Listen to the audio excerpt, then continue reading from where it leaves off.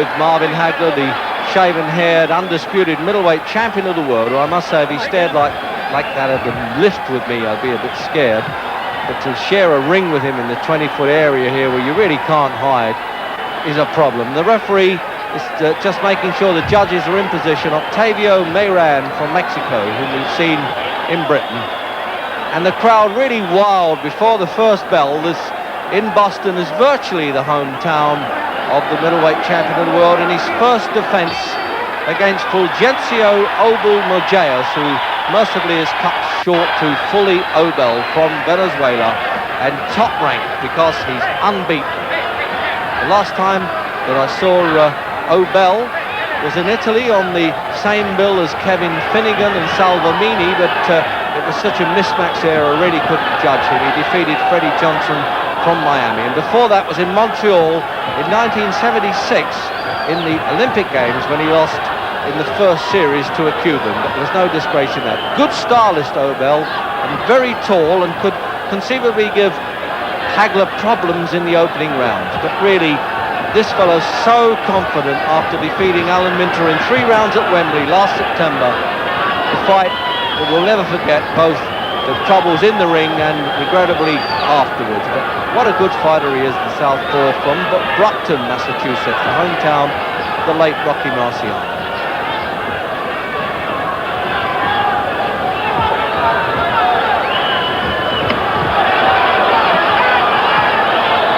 Hagler, full of venom, but knows how to duck and dive from punches. I don't think that's why he's had his head shaved, but he really can slip a punch or two. He's not easy to nail.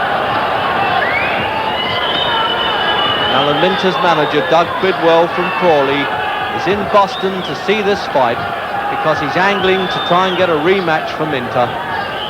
Not going to be easy because they're already talking about a return between Hagler and Vito Antuofermo, who fought a 15 rounds draw in Las Vegas, when I think the majority of judges thought Hagler just won anyway, and then Minter went on to defeat Antuofermo twice for the championship. And there's all kinds of challenges lined up for Hagler, but he's got to deal with this one first. A very capable boxer.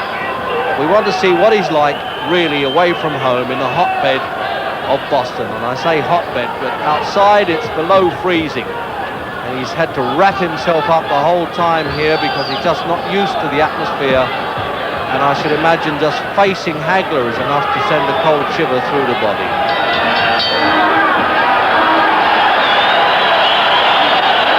Well, a satisfying round, obviously, for Fully Obel, who's not only satisfied to last the first round, but considers that he won it.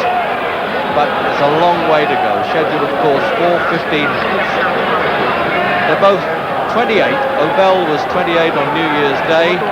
Hagler, been around a bit in this business, lost only 2 points decisions and reversed both of them, and in style. 6'1". You don't often get that with a middleweight challenger. You really don't. 30 fights, the Venezuelan.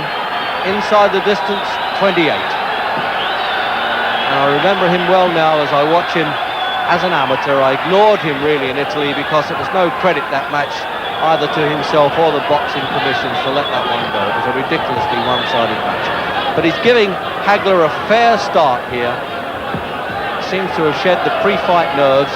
Good stand-up boxer, and you wonder who teaches a boy like this to box in this style in Venezuela. The only time I've been there is when George Foreman knocked out Ken Norton, and you could see the little hungry fighters coming up really from the cracks in the street, but you never really expect them to have what is almost a British style. Lovely broad shoulders, well built for a middleweight, but he knows Hagler's reputation.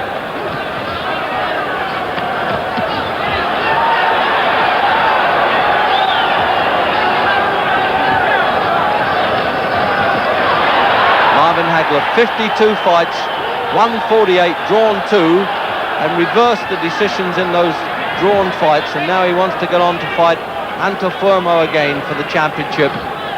But somewhere along the line, we hope that he can give Alan Minter a rematch. Whatever way you look at it, it's certainly going to be a hard night's work for Alan, because this fellow really knows the business, has a great versatility of punches, uppercuts particularly, slips punches well and hooks hard all the time, and really built like an air raid shelter.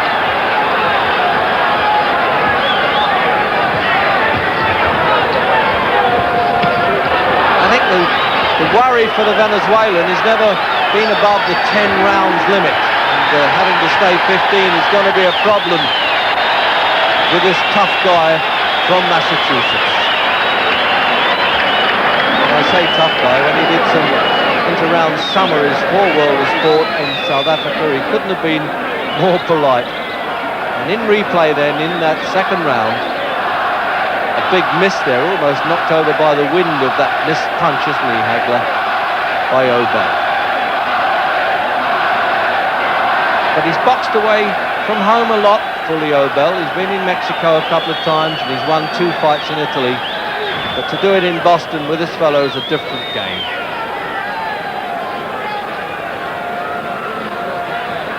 And once again in replay then, you're almost in there with them, but there's more misses than hits.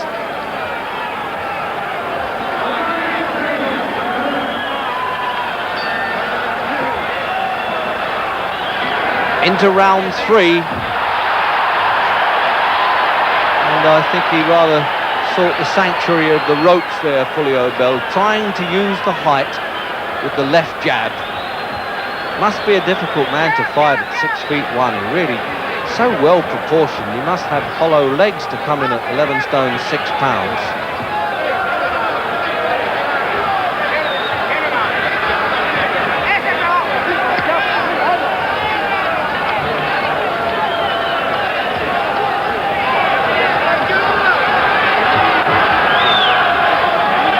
Hagler so cool and collected before this fight.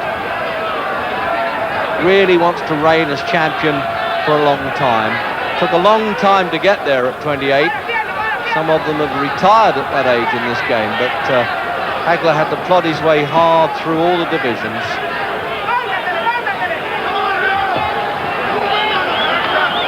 Well, in the early rounds, not a walkover indeed for Hagler, no question. This fellow Obel, or Obelmejias, his correct name, can box a bit.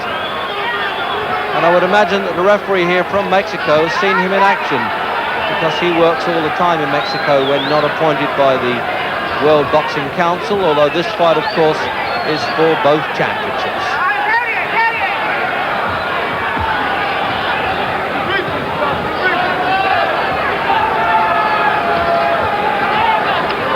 Venezuelan knocked out Rudy Robles in the 4th round, hits the fellow who went the full limit with Alan Minter in his pre-World Championship days. That was at Wembley.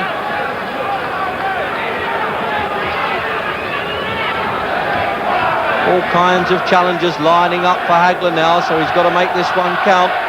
Must have a ham show from New York, a Syrian, he's in line. There's a Korean who wants to fight him, but it looks like the likely match is Vito Antuofermo in Boston.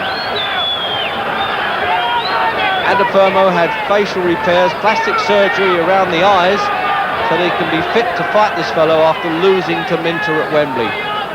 Well, I tell you, you need more than repairs around the eyes. You need a steel helmet when you fight Marvin Hagler.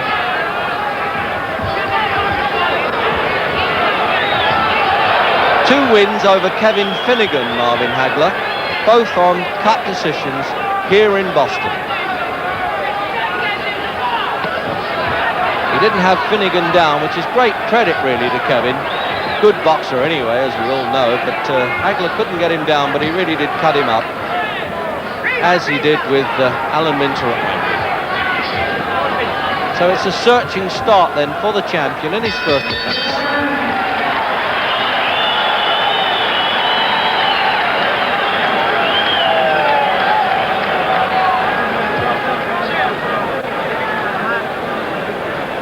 The referee scoring there with the appointed judges, handing the scorecards out between rounds. Fully Obel, 28 then on New Year's Day from Venezuela. Good boxer who's had to go around the world really to get his top ranking. San Diego, Mexico and Italy. And Hagler, the hard man from Massachusetts. Into round 4. And Hagler finding it just difficult to reach this challenger. He's got to tuck himself inside those left-hand punches and use the counters now.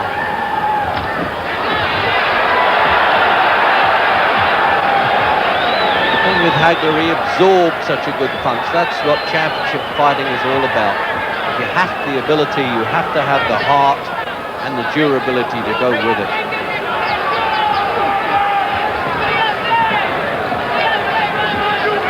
By sheer hustle and by crowding, Obel is just about getting on top now.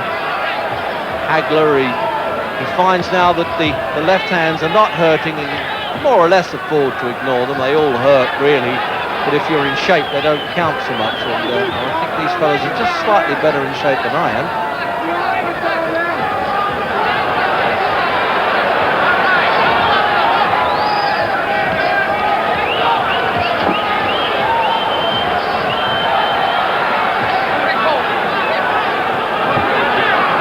Almost say physically perfect for the middleweight division, aren't they? No question about it. Hagler particularly ride these punches from the shoulders, and there it is now. He's ready for the war of attrition. He knows that the Venezuelan hasn't been beyond 10 rounds, and he's trying to catch up with him before that.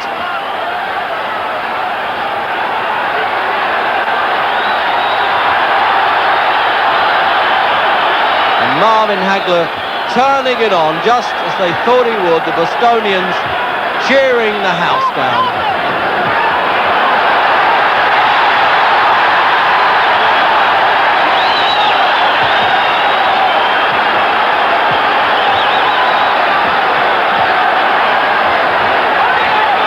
Obel, not having had to sign for a 15 rounds fight before, must be wondering how long he can carry this one on. What an explosive fighter, and what a talented fighter, Marvin Hagler. Gets into a rhythm as he throws those punches.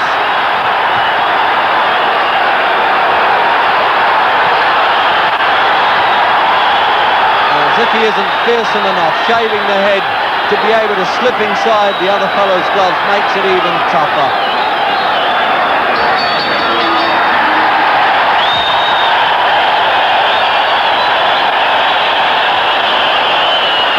And it's the first time that the crowd have really had something to cheer about.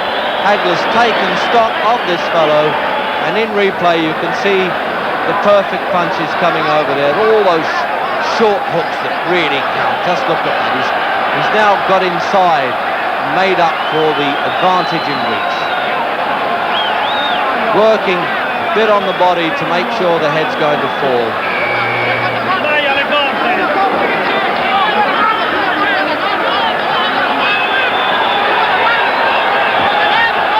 Surprisingly, fully Obel out early for work. Start of the 5th. And it's going to be work indeed. He's had it all his own way, really, in his career, and now he's realised he's up against the champion, and what a tough one.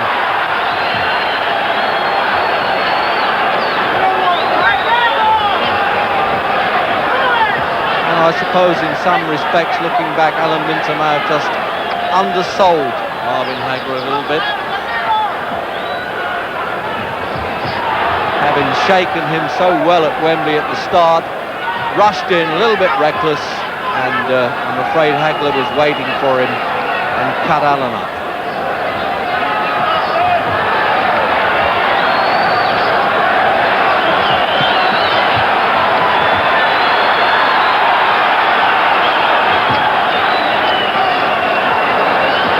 The volume of Hagler's punches must knock the heart out of any challenger.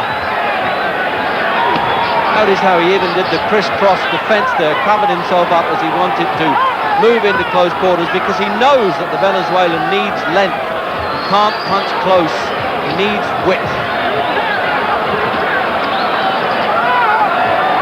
Crowd demand, knock the heart out of him. What a good championship fight this is. Even those fellows arguing about a seat in the background can be ignored here by the champion and challenger for saying, hey mate, what's this all about?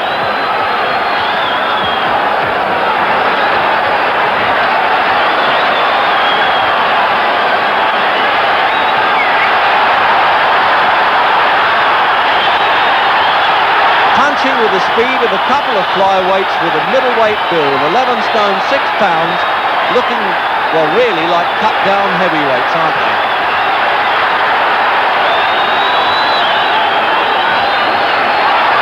There's the uppercut there, trying that for size, Hagler.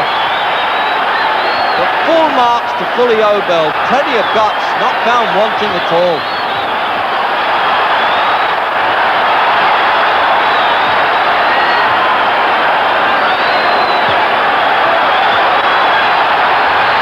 Just rocking under those punches now, Fully Obel. As I said, had it all his own way in Italy, but really under fire in America. Boxed on the West Coast, but this is the first time he's been on the East Coast, where the tough fighters come from New York, Philadelphia and Boston.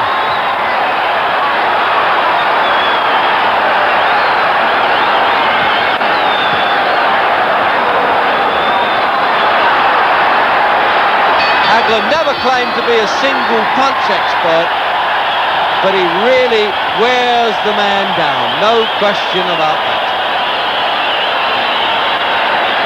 So pleased to get on that stool at the end of that round, Fully Obel. Well, I must say, seems to justify the number one position, but he's saying to his seconds, what was that all about? And in replay, there you know, there you are. You're in there with them, and you know how punishing this game can be.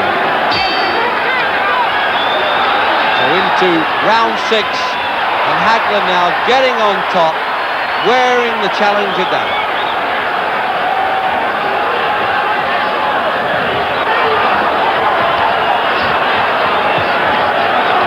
Really need, well, what, a hammer or a shotgun to stop this man coming at you like this. Sheer fitness and the way that he throws punches, and he almost went down there from a half a dozen punches saying, well, what was that all about? I've never been hit like this before, looking for a friendly face among the crowd, and he won't find too many of those in Boston. They're on their feet.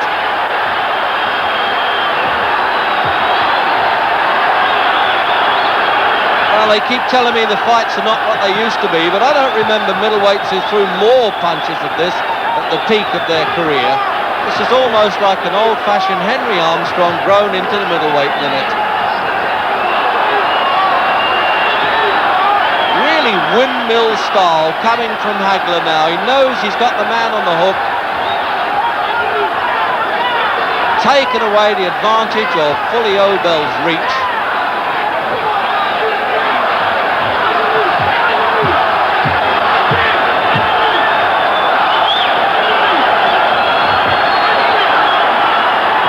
To be impressed the way Hagler switches from head to body whenever he wants,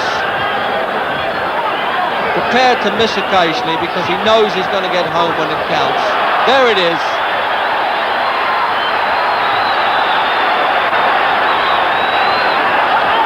And is Obel going to survive this round? Yes, he is. He's fighting back well. Well, full marks for guts.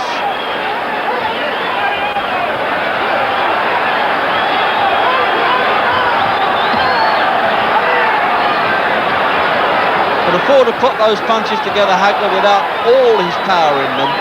Just keep wearing the opponent down, making the hands fall.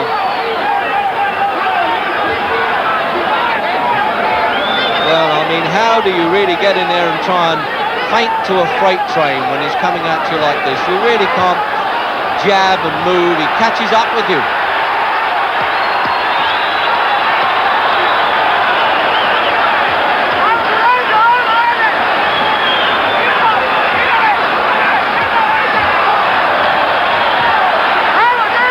Well, you really can't want more action than this in a world championship.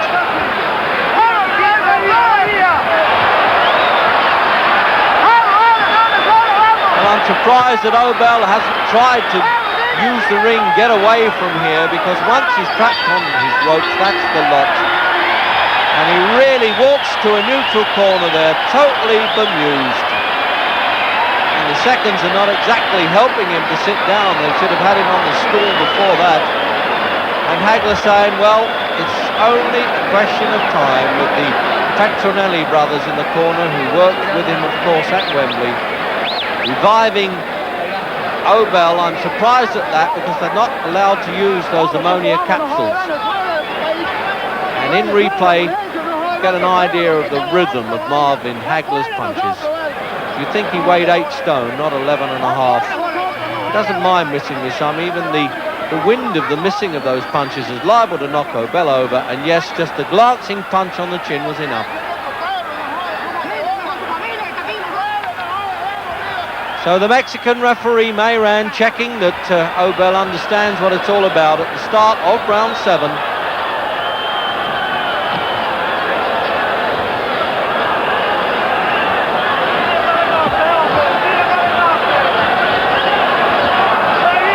Hagler making sure the challenger has no room to work at all. They could put a handkerchief on the canvas and they could fight off of that. They don't need the whole size of the ring.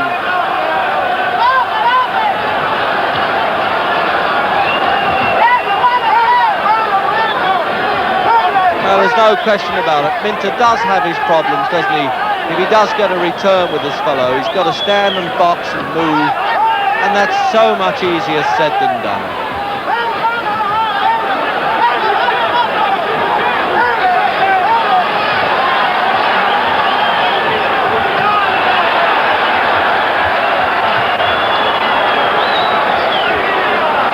It's apt in many ways that Hagler comes out of Brockton, Massachusetts, because this is the way that Rocky Marciano from that town used to wear his opponents down. Although Rocky, in the heavyweight division, could take a man out with one punch. Hagler doesn't pretend to, but I tell you what he does, he makes him do some funny things standing up.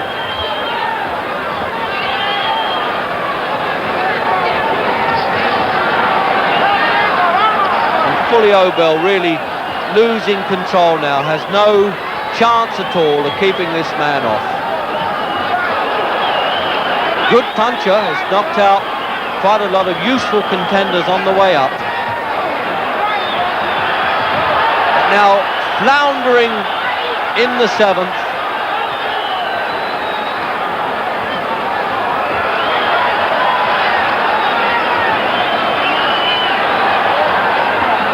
Hagler just will not give them the breather that they're looking for.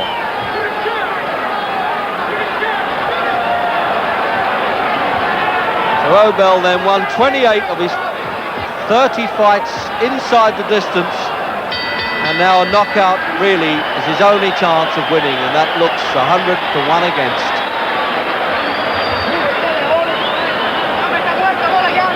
But what does a second say here to the man? Do the best you can. It must be frustrating for corner men. And it's almost as if they're dismissing the office cares there, isn't it, for Hagler in that corner? And this man really, nobody knows the troubles he's seen at the moment, and he still has so many rounds to go. But how long can he last? The end of the 7th round.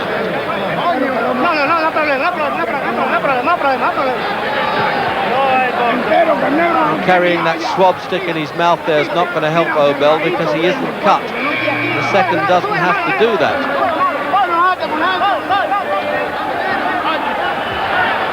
So out early for work again, which surprises me from the challenger. I would have preferred to stay on the stool all night, I think.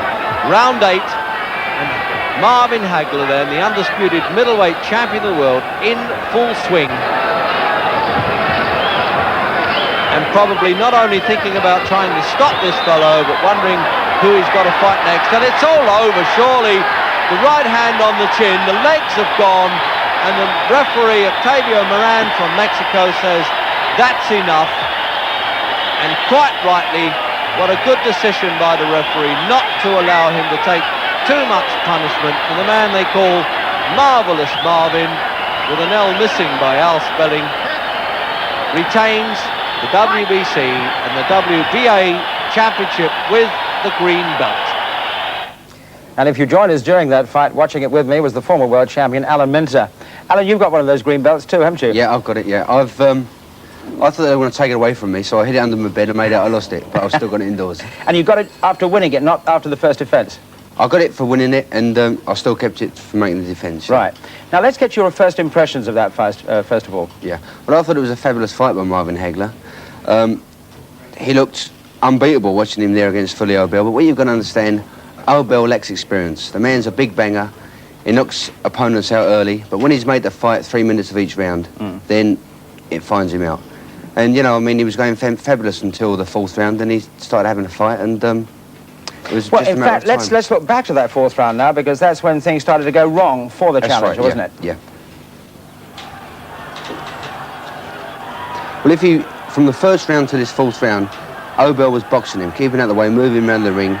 Then a couple of seconds gone in the 4th round, he stood still, looked to his corner, and it was a matter of time. Hagler just started powering on and fighting him, as if to say, OK, Obel, you want to fight, I'm the champ, let's see you fight me.